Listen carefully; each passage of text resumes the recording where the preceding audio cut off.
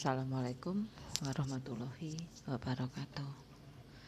Ketemu lagi dengan saya Tubandria Herawati, dosen jurusan akuntansi Fakultas Ekonomi dan Bisnis Universitas Brawijaya.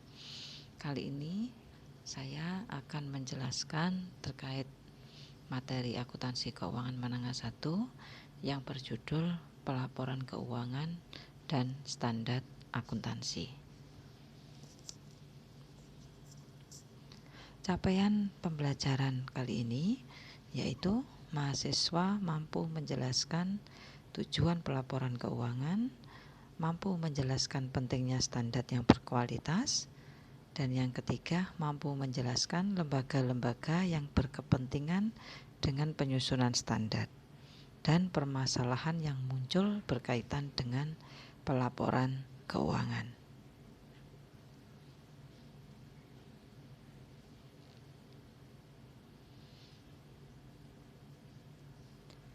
Karakteristik akuntansi menurut Keisu adalah mengidentifikasi, mengukur, dan mengkomunikasikan informasi keuangan tentang entitas ekonomi kepada pihak yang berkepentingan. Sedangkan menurut Dwi Martani yaitu merupakan input mentransaksi keuangan, proses identifikasi, pengukuran, komunikasi, dan outputnya adalah laporan keuangan. Bidang akuntansi dari sisi pengguna informasi ada dua, yaitu akuntansi keuangan dan akuntansi manajemen. Akuntansi keuangan lebih berfokus pada pemakai eksternal, sehingga dalam menyusun laporan keuangan dibutuhkan suatu standar akuntansi keuangan. Kalau akuntansi manajemen lebih berfokus pada pemakai internal, dalam penyusunannya tidak membutuhkan standar. Dan proses akuntansi untuk akuntansi manajemen yaitu meliputi perencanaan, pengendalian, evaluasi operasional perusahaan. Perbedaan antara laporan keuangan dan pelaporan keuangan. Laporan keuangan ada 5, yaitu laporan posisi keuangan, laporan laba rugi komprehensif, laporan perubahan ekuitas, laporan arus kas, dan catatan atas laporan keuangan. Sedangkan pelaporan keuangan yaitu laporan keuangan ditambah dengan sustainability report, pelaporan sosial ataupun prospektus. Ini merupakan pelaporan keuangan.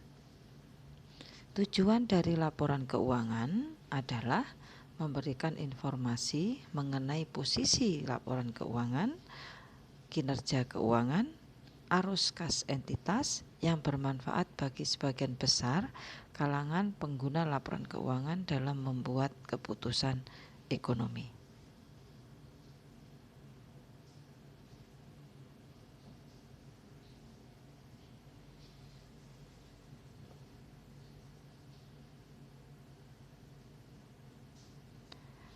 Pemakai laporan keuangan terbagi menjadi 2, yaitu internal dan eksternal. Internal yaitu meliputi manajemen, top manajemen, middle manajemen, lower manajemen, dan karyawan. Sedangkan pihak eksternal yaitu investor, kreditor, pemasok, pemerintah dan lembaga-lembaga yang lain, serta masyarakat.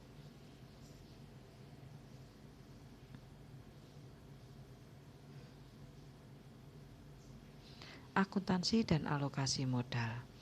Sumber daya yang kita miliki itu sifatnya terbatas, sehingga karena sifatnya terbatas, maka entitas harus dapat mengelola sumber daya itu dengan baik. Nah, pelaporan keuangan itu akan membantu membuat keputusan informasi yang relevan dan handal. Pengguna daripada laporan keuangan yaitu investor dan kreditor sebagai pengguna utama. Alokasi modal yaitu proses menentukan cara. Standar kualitas yang tinggi, laporan keuangan yang relevan dan handal dapat dihasilkan dengan satu set standar akuntansi yang diterbitkan oleh Badan Penetap Standar. Yang kedua, kualitas audit harus baik. Dan yang ketiga yaitu praktek tata kelola perusahaan yang baik.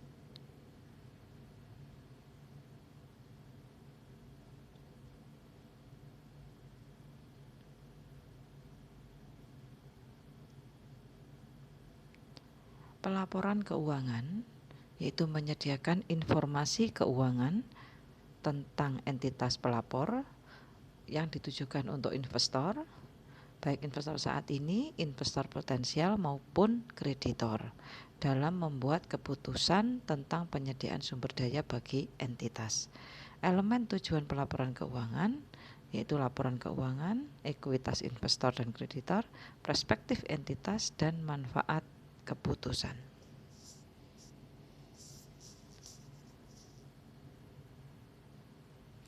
Organisasi penetap standar, ada 4 organisasi di dunia, yaitu IFRS Foundation, IASB, IFRS Advisory Council, yang terakhir yaitu IFRS Interpretation Committee.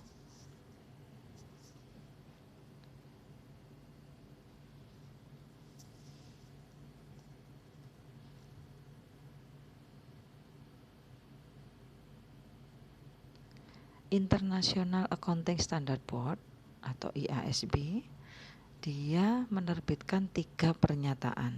Yang pertama adalah International Financial Reporting Standard IFRS. Yang kedua adalah Conceptual Framework for Financial Reporting. Dan yang ketiga adalah International Financial Reporting Standard Interpretation.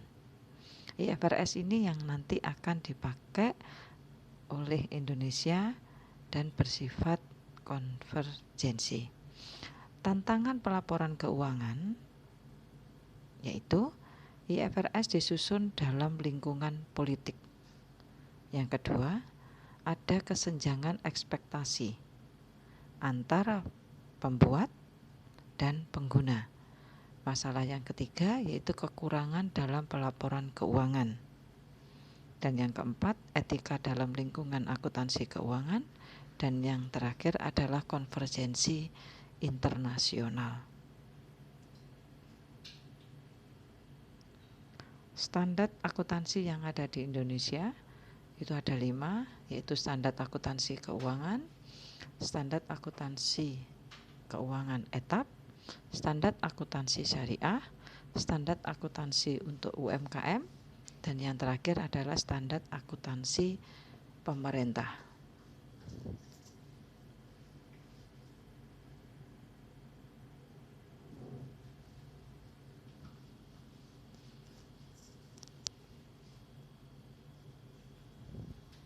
Standar akuntansi keuangan yang konvergensi dengan IFRS ini dipakai untuk entitas yang memiliki akuntabilitas publik. Artinya entitas ini adalah sahamnya yang beredar di masyarakat, jadi yang bersifat go public. Itu wajib menggunakan PSAK ini. Adopsi IFRS untuk di Indonesia itu bersifat konvergensi, jadi menyesuaikan dengan kondisi yang ada di Indonesia dan dipakai sejak tahun 2012. Standar akuntansi akuntan tanpa akuntabilitas publik itu dipakai untuk perusahaan-perusahaan yang belum go public. Jadi bedanya di sini adalah untuk perusahaan-perusahaan yang go public dia pakai etap, sedangkan yang sudah go public itu menggunakan PSAK. Perbedaan yang kedua, untuk SAK etap tidak ada laba rugi komprehensif, tapi yang ada adalah laporan laba rugi saja. Standar akuntansi syariah. Standar ini dipakai untuk entitas yang dalam kegiatan operasionalnya berpedoman pada prinsip-prinsip syariah yang mengacu pada fatwa MUI. Standar akuntansi syariah itu merupakan kerangka konseptual penyusunan dan pengungkapan laporan, standar penyajian laporan keuangan, dan standar khusus transaksi syariah. Jadi untuk lembaga-lembaga yang syariah wajib menggunakan itu. Standar akuntansi keuangan entitas mikro, kecil, dan menengah ini baru diperkenalkan oleh DSAK pada tanggal 24 Oktober 2016 dan berlaku sejak 1 Januari 2018, digunakan untuk pelaku UKM dalam membuat laporan keuangan harus menggunakan standar EMKM ini.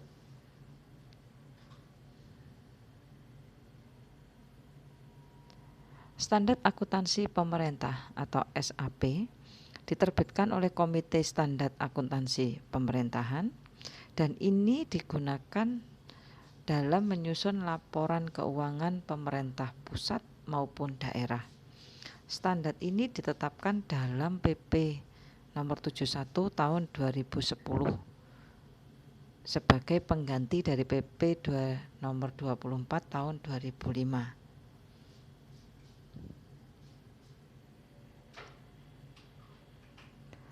Prosedur penetapan standar akuntansi IFRS ada 7 langkah. Yang pertama adalah identifikasi isu, yang kedua menggambarkan isu, 3 adalah public hearing, yang keempat evaluasi public hearing, kemudian yang kelima adalah exposure draft, 6 evaluasi exposure draft, dan yang terakhir mengubah exposure draft untuk ditetapkan menjadi standar akuntansi.